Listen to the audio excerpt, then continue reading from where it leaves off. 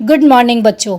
मैं अंजुला शर्मा क्षितिज कक्षा 9 के पाठ 4 सांवले सपनों की याद की व्याख्या करने जा रही हूँ, जिसके रचयिता हैं जाबिर हुसैन।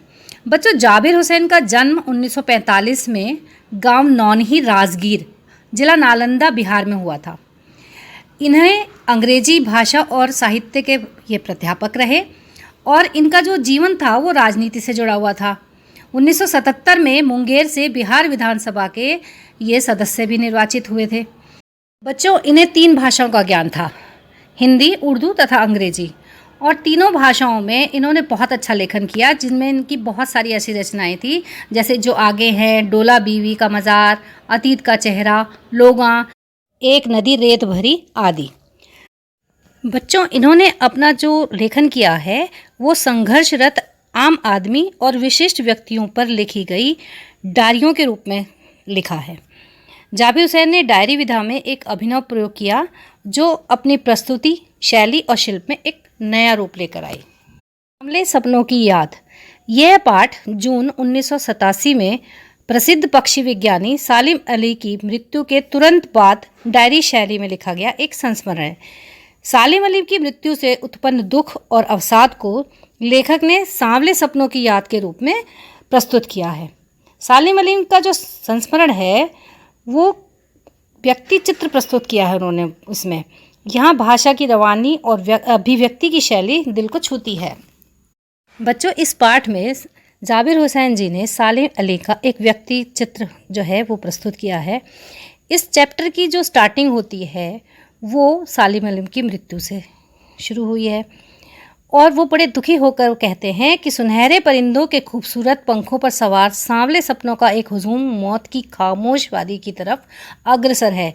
यानी कि उनकी मृत्यु हो गई है और सभी जो हैं उनकी अंतिम यात्रा में शामिल होने के लिए जो आए हैं वो सब उनके साथ चल रहे हैं। इस हुजूम में सबसे आगे आगे चल रहे हैं सालिम अली। सालिम अली का यह सफ़र पिछले सारे सफ़र से भिन्न है, क्योंकि भीड़ भाड़ की ज़िंदगी और तनाव के माहौल से सालिम अली का ये आखिरी पलायन है। अब तो उस वन पक्षी की तरह वह प्रकृति में विलीन हो रहे हैं जो ज़िंदगी का आखिरी गीत गाने के बाद मौत की गोद में जा बसा हो।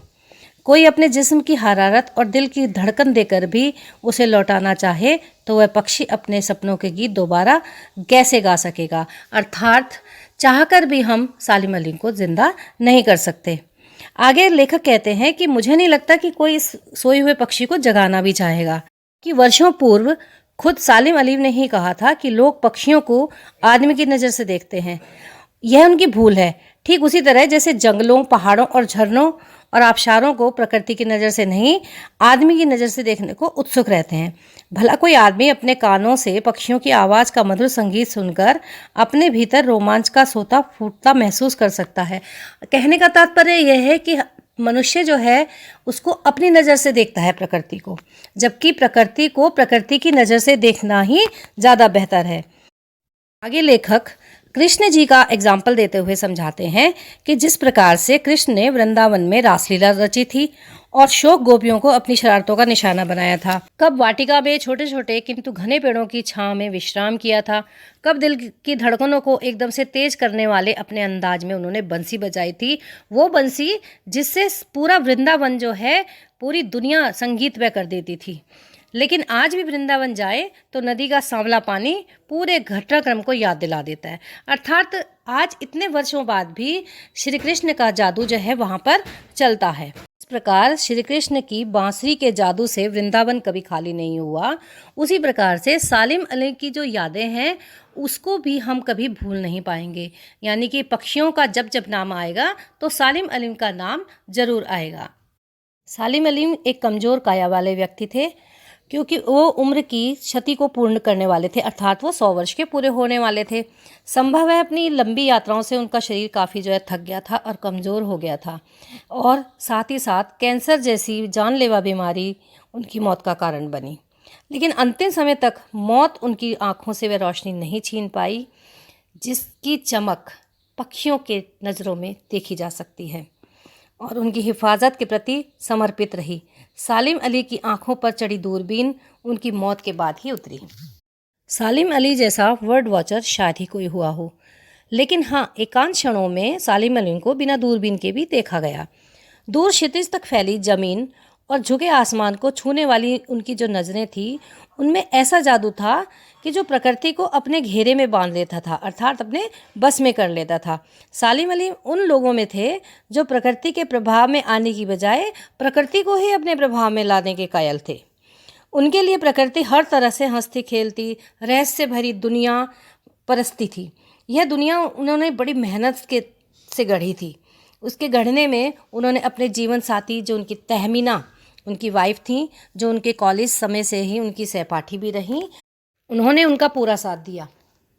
लंबे रोमांचकारी जीवन में ढेर सारे अनुभवों के मालिक सालिम अली एक दिन केरल की साइलेंट वैली को रेगिस्तानी हवाओं के झोंकों से बचाने का अनुरोध लेकर चौधरी चरण सिंह जी के पास भी गए थे, जो उस समय प्रधानमंत्री थे। क्योंकि चौधरी साहब जो थे वो गांव की मिट्टी से पड़ने वाली पहली बूंद का असर उनको पता था, क्योंकि वो एक किसान नेता थे और उन्होंने पर्यावरण के खतरों से उनको अवगत कराया था कि जो भी संभावित खतरे उस समय हो रहे थे वो उन्होंने पूर्व प्रधानमंत्री चौधरी चरण सिंह जी से कहे, जिसको सुनकर उनकी आंखें भी नम हो गई थी।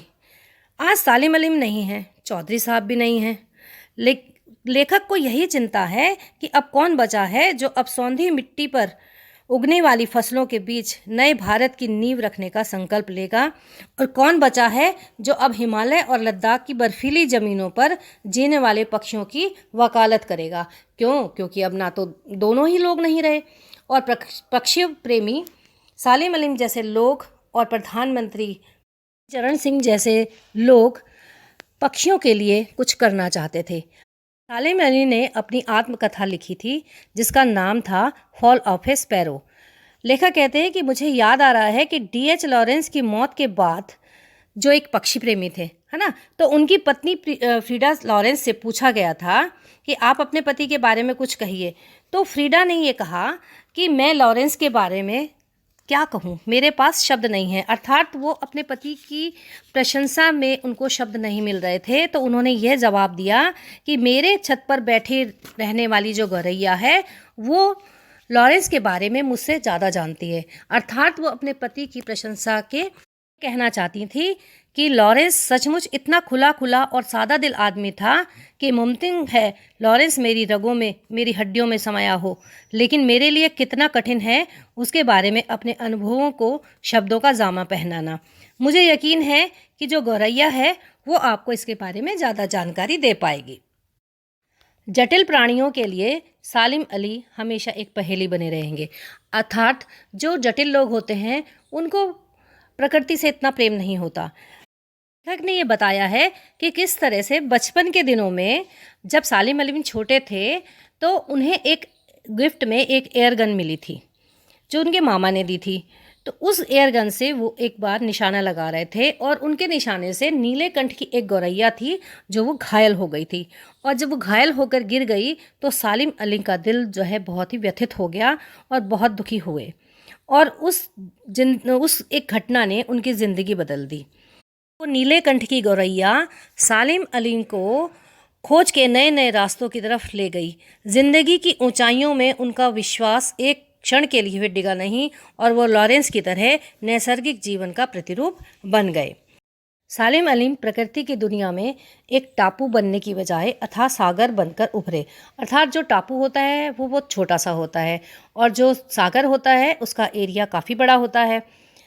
अर्थात वो एक सागर के रूप में उभरे, अर्थात बहुत बड़े पैमाने पर उन्होंने कार्य किया।